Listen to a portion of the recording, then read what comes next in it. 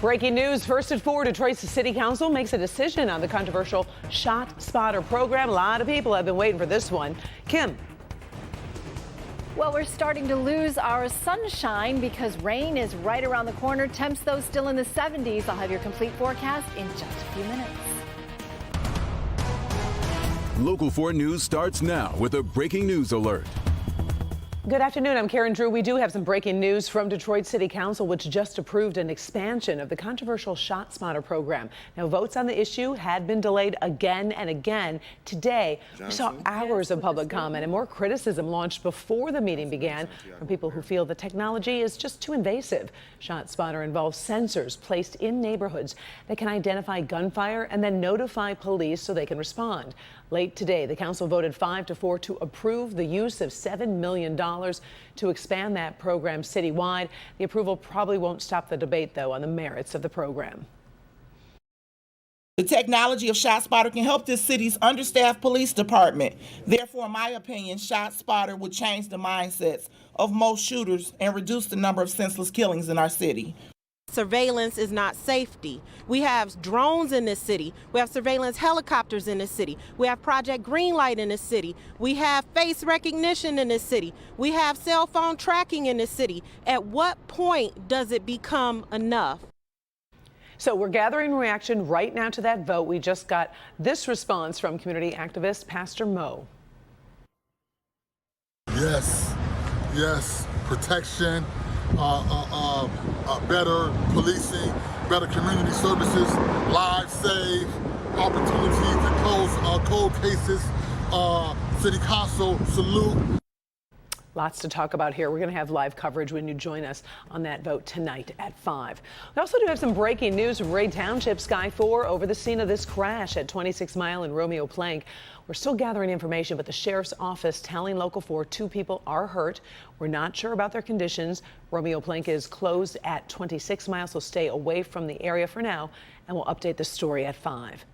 The parents of the suspect in the Oxford school shooting have appealed to the Michigan Supreme Court to get the charges against them dismissed. James and Jennifer Crumbly are seen here in earlier court hearings. They're charged with 4 counts of involuntary manslaughter. Now, their appeal argues that prosecutors cannot legally draw a connection between the parents and the 4 students who died because they were not directly involved in the shooting. Right now, the Crumblys are scheduled to go to trial in January. Beaumont Hospital has been one of the most recognized names in healthcare for years, but it is time for a change. Take a look at the new name for Michigan's largest hospital system, formed when Beaumont and Spectrum Health merged this year. The company says the name Corewell Health was inspired by staff members who say their core mission to help people stay well and live their healthiest lives possible. New branding with the new name will be rolled out in phases over the next 2 years. Well, in the first forecast, we have been a little spoiled over the past 2 days with sunshine like this, but a change is coming. Let's get to meteorologist Kim Adams for a preview. Not just a change, but a very big change. Right now at City Airport, look at this. It's October and it's 77 degrees, mid-70s at Metro, low to mid-70s just about everywhere you go this afternoon. You might have noticed we've lost some of that sunshine, still getting some breaks here and there, but the clouds have certainly increased as rain is knocking on our door. By midnight tonight, temperatures only fall down into the 60s after 8 o'clock tonight. That's when we expect that rain to move in. Could be wet at the bus stop tomorrow morning with temperatures in the upper 50s. A few showers in the afternoon. We get to one more day at 70 degrees and then the bottom falls out. Take a look at this temperature trend with conditions below normal all the way until Tuesday when highs will only be in the upper 40s. I'll have a peek at your weekend forecast coming up. Good. Thank you, Kim. We do have some very sad breaking news from Hollywood. The legendary actress and singer Angela Lansbury has died. She had a long, successful career that took her from Broadway to the movies to that long-running TV series, Murder, She Wrote, back in the 1980s. Her children say Lansbury died peacefully at her home in Los Angeles just 5 days before her 97th birthday. The United States and its Western allies are rallying around Ukraine after a second wave of Russian attacks. More missiles, more drones have showered all over Ukraine today, killing at least 19 people. Kimberly Gilp tracking the latest information for us from the newsroom. Kim? Karen, the people of Ukraine are being told to conserve energy and to stock up on water after Russian strikes in the capital city of Kyiv and 12 other regions as well. Take a look at this blast caught on camera.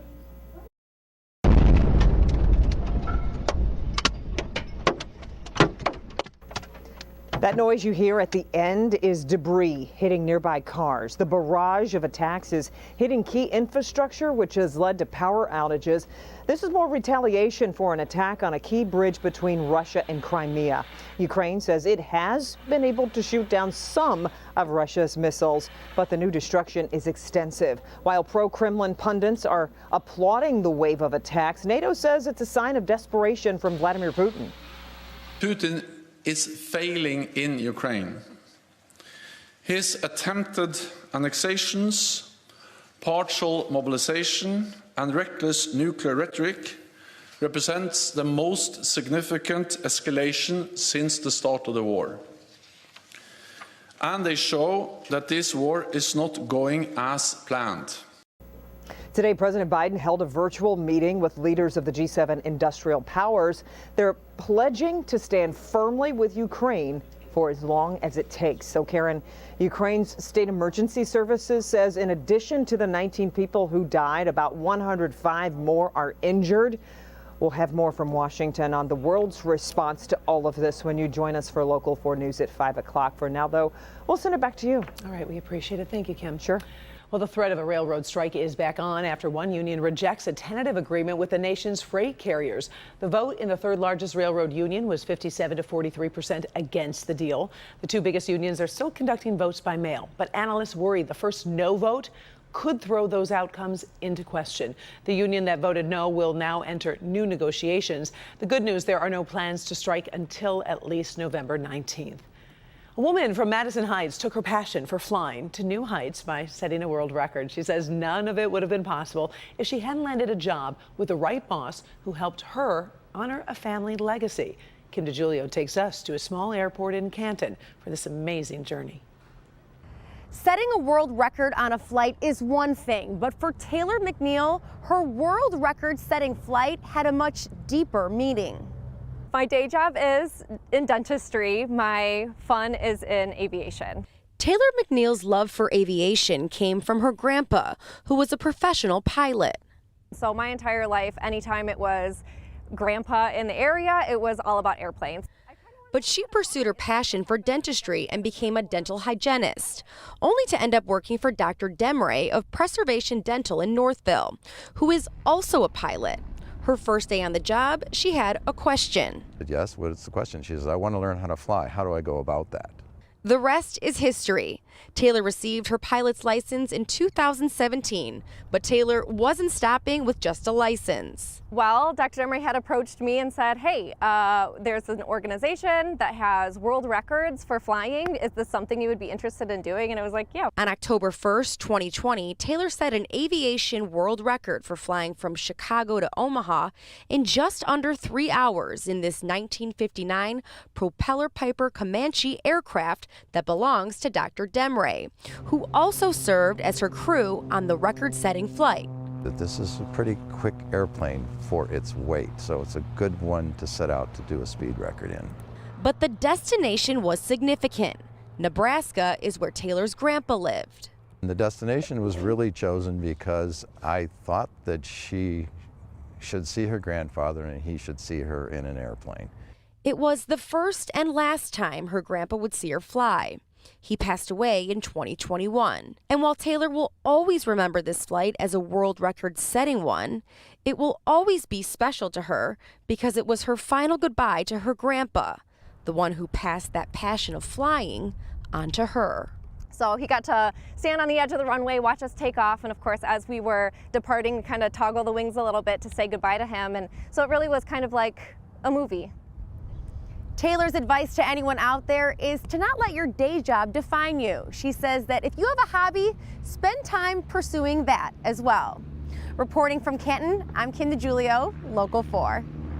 Taylor received recognition this past year for her accomplishment. Now, while that flight was special, Taylor is also eager to set more world records. Her boss currently holds 5 aviation world records.